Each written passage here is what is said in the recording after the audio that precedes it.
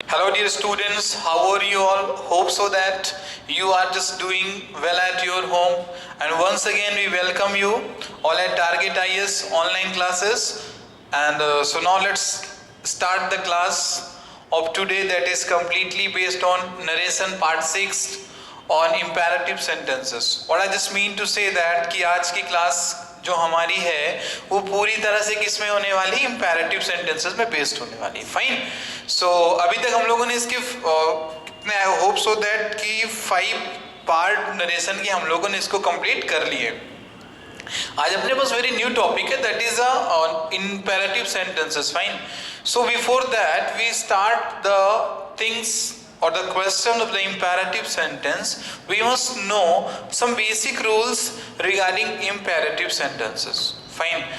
अब देखो कि इस क्लास को अपन स्टार्ट करें इसके पहले क्या है कि अपने को कुछ इसके जो बेसिक रूल्स हैं that we have to just clear first. Fine. तो अब उसमें करना क्या है, देखो आपको जो चीजें मैं कुछ यहाँ पे बताऊंगा so that you have to just keep in your mind. Clear? पहली चीज तो है क्या कि अभी तक आप क्या करते थे, इफ दैट या तो वेदर का यूज करते थे as a conjunction of the reported speech. Fine. यानी रिपोर्टिंग वर्ब और रिपोर्टेड स्पीच को कंबाइन करने के लिए आप इन्हीं 3 कंजंक्शन का यूज करते थे। किसका किसका? इफ का करते थे, दैट का करते थे और वेदर का करते थे। बट अभी जब हम लोग इंपैरेटिव सेंटेंसेस को पढ़ेंगे, किसको पढ़ेंगे? इंपैरेटिव सेंटेंसेस को पढ़ेंगे। So there will not just use these 3 conjunctions that we earlier used. Fine.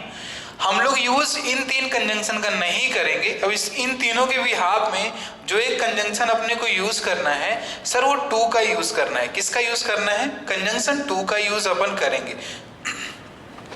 अब देखो आपको ये भी पता होगा सर कंजंक्शन 2 का यूज अपन कहाँ पे करते हैं।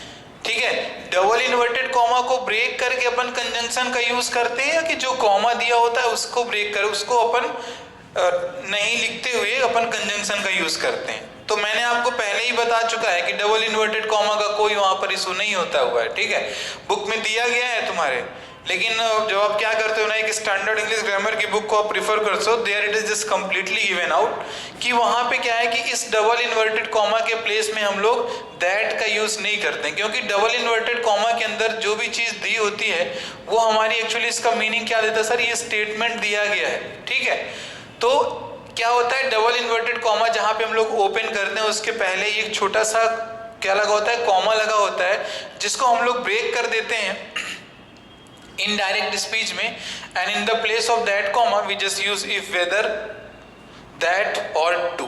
तो यानी इंपैरेटिव सेंटेंस जो होगा तो वहां अपने को यूज किसका करना है सर? अपने को यूज करना है कंजंक्शन दैट का यूज करना। फाइन, चलिए अच्छी बात है।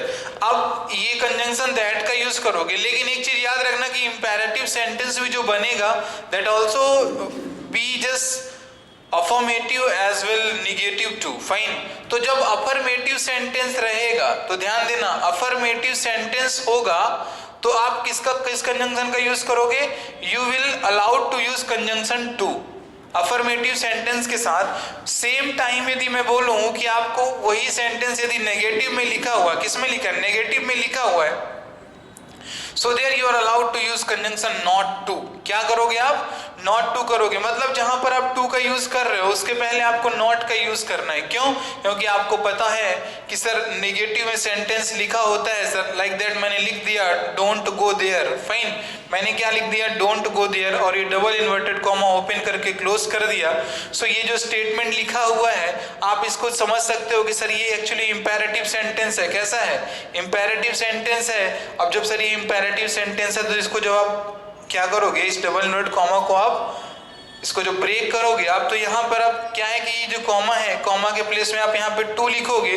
क्या लिखा है यहाँ पे? डोंट गो देयर लिखा हुआ पे। ठीक है, तो ये क्या हो जाएगा? टू गो देयर इधर हो जाएगा, ये हो जाएगा टू गो देयर, यहाँ पे लगा दोगे आप नॉट टू गो देयर। ठीक है, क्या बन जाएगा? नॉट टू गो देयर बन जाएगा। चलो ठीक है, अपन इसको देखते हैं कि सर आगे इसको अपन और इसको कैसे इसको एक बेहतर तरीके से इस चीज को समझ सकते हैं वहाँ पे। ठीक है, और फाइन, आप लोग को बताना चाहूंगा मैं कि फ्रॉम टुमारो मॉर्निंग यानी कल की सुबह से सर अपन क्या करेंगे sir, will actually get the extra video for the practice, fine, क्योंकि नरेशन में हम लोग को प्रैक्टिस के कुछ वीडियो अपने को रिक्वायर्ड होंगे. So there will be around 10 to 20 question and we will be just solving the answer for the same. ठीक है, अपन क्या करेंगे, उन क्वेश्चंस के आंसर को अपन सॉल्व करेंगे. ठीक, चलो, तो ये चीज तो हुआ. अब देखो इंपेरेटिव सेंटेंस का मीनिंग क्लियर है कि नहीं क्लियर है आपको? इंपेरेटिव सेंटेंस का मीनिंग आपको क्लियर होना चाहिए कि सर इंपेरेटिव सेंटेंस का मीनिंग एक्चुअली होता क्या है आपका. ठीक है, अब मैं कुछ जो चीजें कुछ बता रहा हूं तो आप उसको ध्यान दें. इनकेस यदि मान लो कहीं पे आ गया है वर्ड सर और मैडम, क्या आ गया है, सर और मैडम आ गया.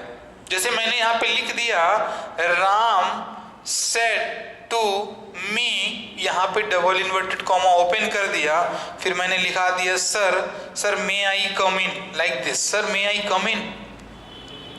अब आप यहाँ पे क्या करोगे, सर आ गया तो सर का इनडायरेक्ट अपन क्या बनाएंगे सर. तो देखो सर और मैडम कहीं पर आपको मिलेंगे तो वहां पे क्या है कि जब आप इनडायरेक्ट स्पीच में लिखोगे तो ऑब्जेक्ट के बाद क्या करना है, ऑब्जेक्ट के बाद आपको यूज करना पड़ेगा इस शब्द का जिसे हम लोग कहते हैं रिस्पेक्टफुली. क्या कहते हैं, रिस्पेक्टफुली, फाइन.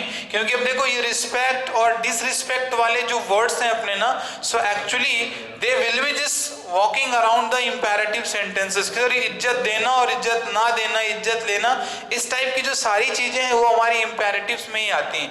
तो यानी मैडम और सर के प्लेस में इनडायरेक्ट में अपन क्या यूज करते हैं सर, रिस्पेक्टफुली वर्ड का यूज करते हैं. ठीक है, क्लियर है ना कि यदि डायरेक्ट में, यदि आपको जो डायरेक्ट स्पीच है उसमें दिया गया है कि सर या मैडम कहीं पर भी दिया गया है तो आप इस चीज को क्लियर रखना कि सर अपने को रिस्पेक्टफुली वर्ड का यूज करना है वहां पे. ठीक है, इस चीज को कंप्लीट आप कंफर्म रखें इसको वहां पे. ठीक, चलो अच्छी बात है. अब अपन कुछ सेंटेंसेस को थोड़ा सा देख ले सर, जो अपने जो यानी इंपेरेटिव सेंटेंसेस होते हैं सर, एक्चुअली सेंटेंसेस होते क्या है. ठीक है, so first I would like to make this clear to you, fine. अभी मैं बोलूं आपसे कि जो अपने मॉडल एक्सिलरी वर्ब होते हैं, फाइन, मॉडल एक्सिलरी वर्ब होते हैं that we have actually can, could, may, might, would, should, must, etcetera, fine. तो ये जो अपने वर्ड्स होते हैं, ठीक है, इनका तो आपको यूज पता ही होगा सर, कहां पर कब कैसे यूज क्या करते हैं. ठीक, तो चलो मैं इसकी एक टेबल बना के इस चीज को मैं क्लियर कर देता हूं. क्योंकि आप ध्यान देना कि सर जो अपने मॉडल एक्सिलरी वर्ब होते हैं सर, ये यूज तो आप कहते हो सर कि अपने मूड को बताने के लिए एक्चुअली यूज किया जाता है. कि जो मॉडल्स होते हैं ना, जो मॉडल्स होते हैं तो ये बताते क्या है सर, ये सब्जेक्ट यानी सर जो, यानी बोलूं मैं तो सर जो डूअर होता है ना, ये उसके मूड को बताते हैं फाइनली कि that time actually what type of emotion you have, fine. So that is actually thing I would like to just make the clear response and the clear cut concept for these model auxiliaries verb, fine. तो जो मैं table आपको बताऊंगा so that table you have to just keep remembered, fine. चलो देखो यहाँ पर मैं चीजें कुछ बता रहा हूं आपको कि जैसे सपोज करो कि सेंटेंस में यदि डायरेक्ट स्पीच के प्लेस में जो डायरेक्ट है, अभी इसका इनडायरेक्ट, ठीक है, जैसे भैया आप लोग पढ़ रहे हो, क्या कहते हो आप कि सर कैन का होता है पास्ट कुड. क्या होता है, कैन का पास्ट कुड होता है, आप यही बताते भी रहते हो वहां पे. तो लिखो फ्रॉम टुडेज क्लास, आज की क्लास से आप कभी भी कैन का पास्ट नहीं बोलोगे. आप देखो कैन होता है डायरेक्ट में और इसी कैन का इनडायरेक्ट फॉर्म क्या होता है, COULD, यानी कुड होता है. क्या होता है सर, सेम मीनिंग मेंटेनेंस में आता है सर, कैन और कुड. अभी वही बताऊंगा कैसे. ठीक है, अब मैंने बोला मे दिया गया है तो सर मे दिया गया है तो मे का तुम्हारा इनडायरेक्ट क्या बनेगा, माइट बनेगा. यदि विल दिया गया है तो विल का बनेगा क्या, वुड बनेगा. सेल दिया गया है डियर तो इसका क्या बनेगा, सेल का बनेगा माय डियर, शुड बनेगा. क्या बनेगा, शुड बनेगा. और यदि मस्ट दिया गया है तो मस्ट का बनता है क्या, हैड टू बनता है. क्या बनता है, हैड टू बनता है. फाइन. तो ये चीजें के आपको देखो कुछ चीजें क्लियर हुई होंगी यहाँ पे. कैन का कुड होता है, मे का माइट होता है, विल का वुड होता है, सेल का शुड होता है एंड मस्ट का हैड टू होता है. ठीक है, अब यहां पर है क्या कि देखो, इनको आप जैसे कि आप यदि कहते हो कि if you just pronouns and if you just say that sir कि ये सर अपना पास्ट होता है, क्या होता है, पास्ट होता है। तो यदि मैं लिखता हूं I could go, I could go, तो इसका मीनिंग क्या होगा? क्या आप इसको बोलोगे कि सर मैं जा सकता था? नहीं, आप इसको मैं जा सकता था नहीं बोल सकते हो सर। यदि सर ये एज अ सेंटेंस यूज हुआ है तो सेम टाइम पे यदि मैं आपसे बोलूं कि सर जो ये आप आई कुड बोल रहे हो, आई कुड गो बोल रहे हो, यदि यहाँ पे हम लोग नाउन क्लॉज का यूज करेंगे, मतलब सर क्लॉज का यूज करेंगे, so sir there will be two sentences. वहां पे सर कुछ दो प्रकार के सेंटेंसेस दिए होंगे सर, पहले को अपन दूसरे से लिंक करा के रखे होंगे, क्लियर, किसी कंजंक्शन के थ्रू। उस केस में क्या होता है सर, कैन के प्लेस में कुड यूज होता है। जैसे मैंने बोला I said to Ram can I go to market, तो यहाँ पे देखो फर्स्ट पार्ट में क्या, आई सेड टू राम, यानी सेड का मैंने यूज किया, ये पास्ट फॉर्म है उसकी। अब जो कैन को बोलना है पास्ट के बाद, तो देखो कैन का जो मीनिंग है वो मीनिंग उसका चेंज नहीं हो रहा वहां पे। लेकिन जब आप कैन को बोलोगे किसी भी पास्ट मेन वर्ब के बाद जब बोलोगे, तो सर वही कैन कंसीडर किया जाता है कुड। क्या कंसीडर किया जाता है? कुड कंसीडर किया जाता है। और जो ये मे है माय डियर, जो ये मे दिया गया है, मे का होता है क्या, माइट होता है। और ये माइट कब होगा? उसी केस में भी होगा, ठीक है, उसी केस में होगा, उसी केस में ही चलने वाला है। लेकिन थोड़ा सा आप ध्यान देना कि यदि वर्ब चेंज नहीं हो रही है, फ्यूचर वगैरह में रह रही है, ठीक है, जैसे कि रिपोर्टिंग वर्ब है पास्ट में, तो कैन का कुड हो जाएगा, मे का माइट, विल का वुड हो जाएगा, सेल का शुड हो जाएगा, मस्ट का हैड टू हो जाएगा। Then what do you think if we have reporting verb as a, यदि अपने पास मैंने बोला कि जो रिपोर्टिंग वर्ब दिया गया है, जो रिपोर्टिंग वर्ब दिया गया है सर, यदि ये प्रेजेंट टेंस में दिया हो, किस में दिया हो, प्रेजेंट टेंस में दिया हो sir, either it is given in future tense, किस में दिया हो सर, या तो फ्यूचर टेंस में दिया हो, then what do you think about this two types? There can be just can converted into the could or not? देखो क्लियर है, first thing I just would like to make this clear at all, fine. देखो कि class से compromise तो आपके according मैं कर सकता हूं, लेकिन सच पूछो तो as much of the class which actually just being uploaded by the target IAS online classes, it is not up to the mark. नहीं, वो अप टू द मार्क है ही नहीं वहां पर।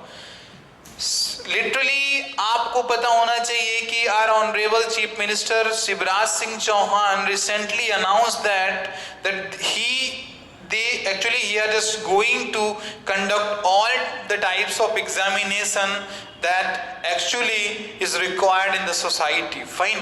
तो अभी आपको क्लियर है कि सर जो एग्जाम पेंडिंग में थे तो सर उनका पेपर भी होने वाला है, और सर जो एग्जाम अभी जिनका नोटिफिकेशन ही नहीं आया सर सिंस 3 years लास्ट, तो उनका भी सर क्या है, कुछ में कुछ तो पॉजिटिव रिस्पॉन्स आएगा ही आएगा। तो देखो यही है, या तो फिर तुम जान लगा दो, नहीं तो फिर उसको जाने ही दो, ठीक है।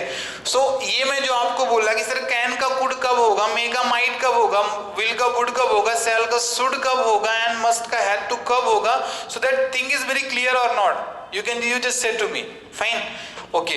यदि आपको ये कॉन्सेप्ट क्लियर है तो फिर आप इसका आंसर अभी के अभी आप कमेंट बॉक्स में राइट करके बताओ, just answer to this question. यदि आपको पता है कि सर कैन का इनडायरेक्ट कुड होता है, तो सर क्या ये वाला concept will work everywhere and every type of reporting verb, और sir this can is just being transformed into the could when we have the reporting verb in a past tense.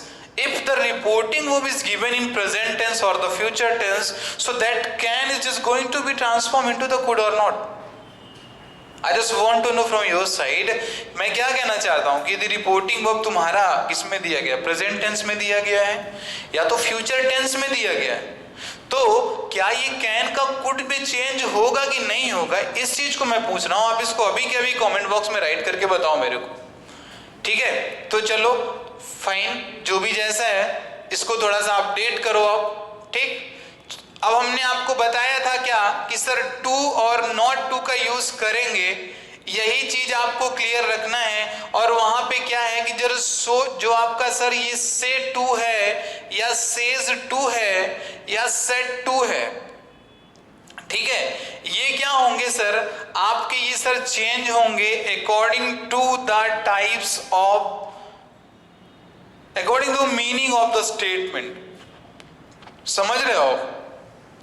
अब एक बहुत ही minorities मैं आपको बताऊंगा, आपके पास किताब यदि होगी तो यू मस्ट, और actually you must experience, fine, और यू हैड एक्सपीरियंस, एक्चुअली तुमने किया होगा कि देखो ये जो मैंने आपको टू बताया और नॉट टू बताया कि sir actually these two only just used as a conjunction of for the imperative sentences. लेकिन जब आप इंपेरेटिव पढ़ते हो तो कहीं ना कहीं पर जो ये पब्लिशर लोग होते हैं ये दैट को भी बीच में ये इंक्लूड कर रख देते हैं और बच्चे का वहीं से कॉन्सेप्ट क्या होता है, बिगड़ जाता है। तो मैंने आपको बोला as I just committed with you that कि आप केवल दो का यूज करोगे, टू और नॉट टू का यूज करोगे। जब दैट का यूज आपके पास यदि किसी भी सेंटेंस में हो जा रहा है तो you can just ask us, आप हमसे पूछ सकते हो। That question you write in the comment box and shortly will try to contact you through the medium of comment box. Fine, तो इस चीज को आप क्लियर रखो। इसकी प्रैक्टिस क्या है कल मैं आपको करा दूंगा, और कल की मॉर्निंग में मैं आपको इसके practice set based on the narration part 1, ठीक है, वहां से हम लोग स्टार्ट करेंगे। ठीक, तो आप इंपेरेटिव कॉन्सेप्ट, इंपेरेटिव सेंटेंसेस किस कॉन्सेप्ट को समझें, इसके क्वेश्चंस कल मैं आपको कराऊंगा। फिर कल के इसके क्वेश्चन कराने के बाद मैं आपको day after tomorrow I will upload the practice set for the same. Is it clear? So चलो क्लास आज के लिए कुछ इतना ही रखते हैं, मिलते हैं फिर नेक्स्ट क्लास में विथ न्यू कॉन्सेप्ट और sir varieties of the sentences. तब तक के लिए सभी को धन्यवाद and have a wonderful day. Thank you class.